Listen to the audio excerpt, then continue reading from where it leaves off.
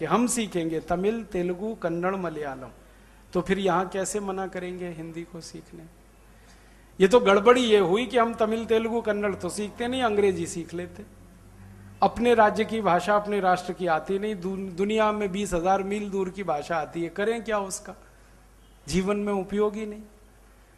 तो भाषा के स्तर पर और धीरे धीरे हमारी कोशिश ये है कि सभी भाषाएं भारत की हैं और भारत इन्हीं से बना है, तो भारत की राष्ट्रीय एकता भी इसी में से निकलेगी। तो ऐसा हमारा प्रयास है। आप सब लोग इसमें थोड़ा सहयोग करेंगे तो ये जरूर होने वाला है, नहीं करेंगे तो भी होने वाला है। अंतिम बात कह के खत्म करूंगा, क्यों होने वाला है ध्यान से सुनिए। भारत में जब भी कोई काम किसी सन्यासी ने शुरू किया है तो वो पूरा ही हुआ है।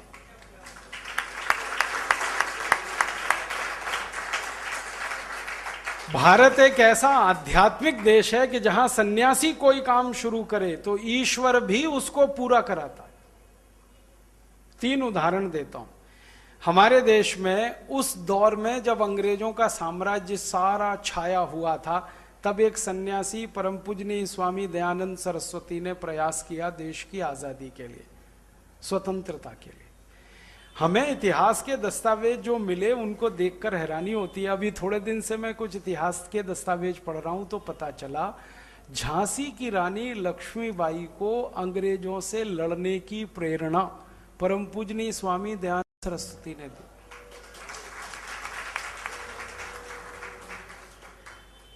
झांसी की रानी लक्ष्मीबाई तो हार के, निराश होके, उदास होके बैठ गई थी, महल से बाहर चली गई। महल छीन लिया अंग्रेजों ने, पति छीन लिया ईश्वर ने, विधवा हो गई, अंग्रेजों ने संपत्ति छीन ली, कुछ बचा नहीं।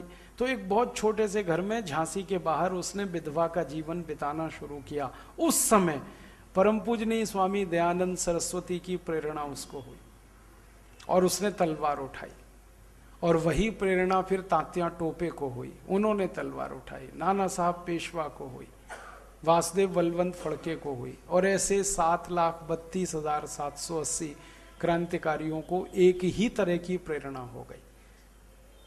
सन्यासी का संकल्प और क्रांतिकारियों उस संकल्प से मिली प्रेरणा, और लड़ के आजाद करा लिया देश को। तो सन्यासी का संकल्प ऐसे पूरा होता है। एक और सन्यासी हुए समर्थ गुरु रामदास, महाराष्ट्र में। उस समय औरंगजेब का शासन था पूरे भारत पर। औरंगजेब बहुत अत्याचारी, क्रूर राजा था, आप सभी जानते। हिंदुओं को मारना, पीटना, मुसलमान बनाना। हिंदुओं के जनेऊ काटता था, जनेऊ ना कटवाए कोई तो गर्दन काटता। बहुत अत्याचार किया। उस अत्याचारी औरंगजेब को खत्म होना चाहिए, यह पहला संकल्प था समर्थ गुरु रामदास का। और सन्यासी ने संकल्प लिया तो देखो परमपिता परमात्मा ने 2 महान आत्माएं इस देश में भेज दी। एक थे गुरु गोविंद सिंह उत्तर भारत में, एक थे छत्रपति शिवाजी दक्षिण भारत में। दोनों ने अंग्रेजों से लड़ा। आपको मालूम है गुरु गोविंद सिंह वो सिखों के 10वें गुरु थे जिनके बच्चों को दीवार में चिनवा दिया गया औरंगजेब के द्वारा, लेकिन उन्होंने लड़ाई नहीं बंद की, संघर्ष बंद नहीं किया।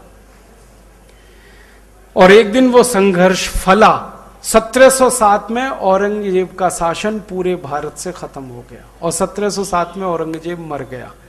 अब मैं हैरान होता हूं बार बार ये सोचकर कि 300 साल का मुगल शासन 2 क्रांतिवीरों ने खत्म करा दिया, छत्रपति शिवाजी और गुरु गोविंद सिंह। ये कैसे संभव है?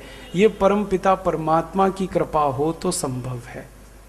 और ये परमपिता परमात्मा की कृपा कैसे हुई? एक सन्यासी का संकल्प था, इसलिए।